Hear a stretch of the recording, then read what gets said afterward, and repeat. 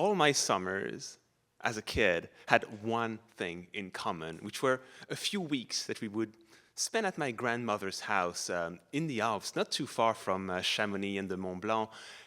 But the mountain that fascinated me as a kid was not the Mont Blanc, it was the Matterhorn in Switzerland. And if you've never seen the Matterhorn, it's a beautiful, very striking pyramid of stone, just about 4,500 meters high. If you know someone who went to Switzerland, it's on their Instagram profile now. And on the southwest ridge of that mountain, about halfway up, there's a very small hut for climbers who are making their way up to the summit. And in the summer of July 2013, on a sunny afternoon, sitting next to that hut is a 25-year-old me. And I'm resting. It's been a pretty hard ascent to the hut itself.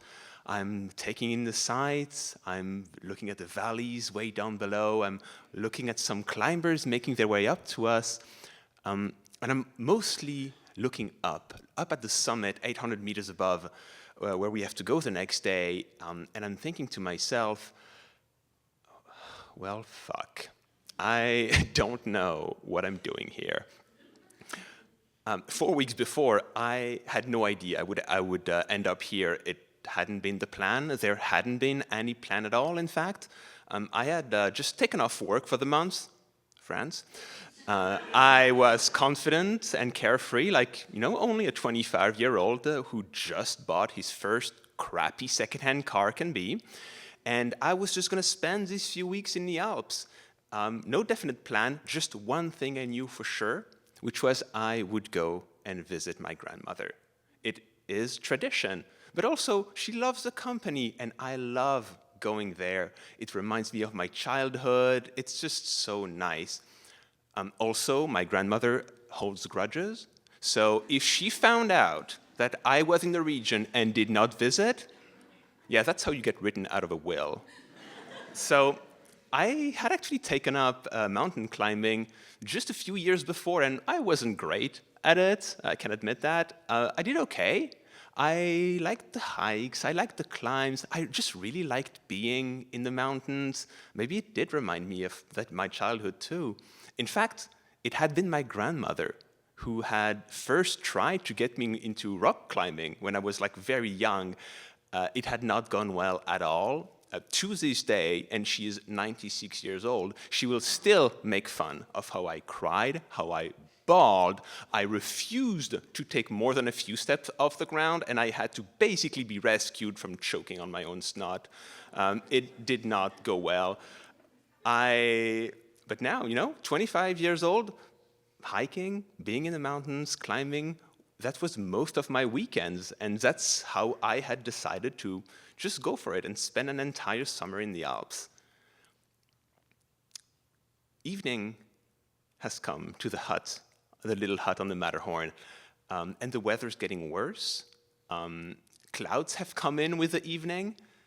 Snow has begun falling in small flurries, and it is not making me less stressed. I'm kind of beginning to wonder if we're going to get stuck. It had, in fact, just happened to me. I had tried a climb with a friend of a friend 2 weeks before, and it had just gone nowhere. We had just gotten stuck and snowed in at a mountain hut. But while waiting for the weather to clear and just reading the day away in that mountain hut, something had happened. The guardian of the hut, total stranger, came to me and asked, "Hey, so how's your grandmother doing these days?" I'm like, "What?" And it turns out, and this was a pretty known mountain hut, like a Refuge du Promontoire, and it turns out she had been the first person to be there. She had literally inaugurated the place with my grandfather way back in the day. And I had never heard that story at all. So the day after that, we go down, I drive back to my grandmother's place, and we talk about this encounter, and very matter-of-factly, she says that yes, it was true. And would I like to see some newspaper clippings of the time talking about that? And here they were. She had saved them in a little plastic binder she kept in the bottom of a drawer. And there were pictures, too, pictures of her. And she looks so young. She's younger than I've ever known her. She's got like very dark, very short hair. Her and my grandfathers are wearing like these funny, these climbing knickers and knee-high woolen socks of the time. She looks happy. She's squinting in the sun against a backdrop of snow. And she doesn't elaborate on that at all. She doesn't tell stories, my grandmother. It's more the things she keeps that are the stories themselves. And it makes me think, how am I going to remember that summer of mountains when I'm 25?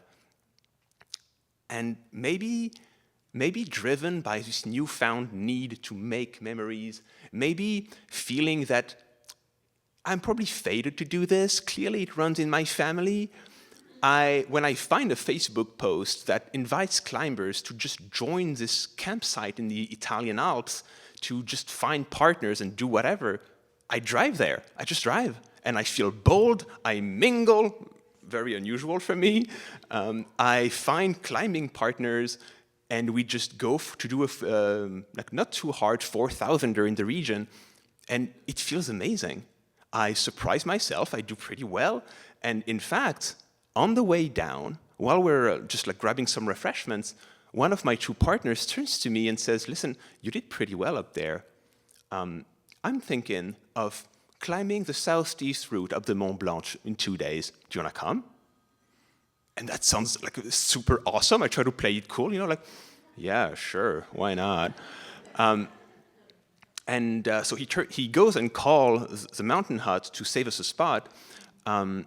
And 2 minutes later, turns back to me, pretty green-faced, and says, "Listen, I got bad news. The weather's been way too hot. The snow's too soft. The route is just not a good idea right now. Do you want to go on the Matterhorn instead?"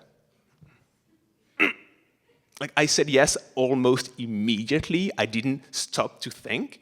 I didn't stop to think either about the fact that the southwest ridge of the Matterhorn was a good deal harder than anything I had ever attempted so far in my very short career. All I could think was, oh my God, oh my God, oh my God, the Matterhorn, the Matterhorn. And after all, that guy, he's way better than me. He thinks I can do it.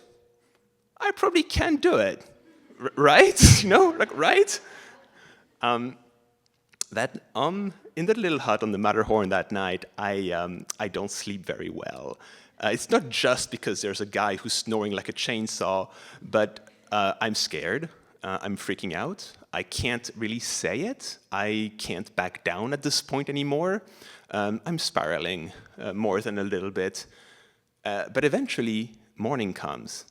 And once we set out, you stop really being able to think. It becomes very mechanical, very one thing after another. Just clip into that rope, grab that handhold, pull yourself up. Careful with your crampons. Just keep going up. Don't look down. For the love of God, do not look down.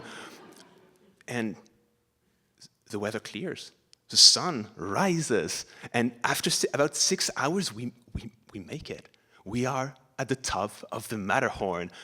It is beautiful. It feels crazy that I felt the courage to say yes to this, even crazier that I made it. And that's how I know that I remember this. I'll have that feeling of adrenaline and dizzying heights, of a lot of apprehension too. I don't even take any pictures of myself up there. I do take a few because it's incredible, but I know that it'll just be the story that I'll remember, and maybe one day, I don't know it yet, I'll tell it to a bunch of strangers, I guess. And from the top of the Matterhorn, if you dare, to lean over the edge and look down, you can almost see the hut where you got to return now. It's 800 meters down. Very sharp ridge of rock and snow, a very, very steep ridge that you gotta climb down. And I think to myself, well, fuck. And that's my story.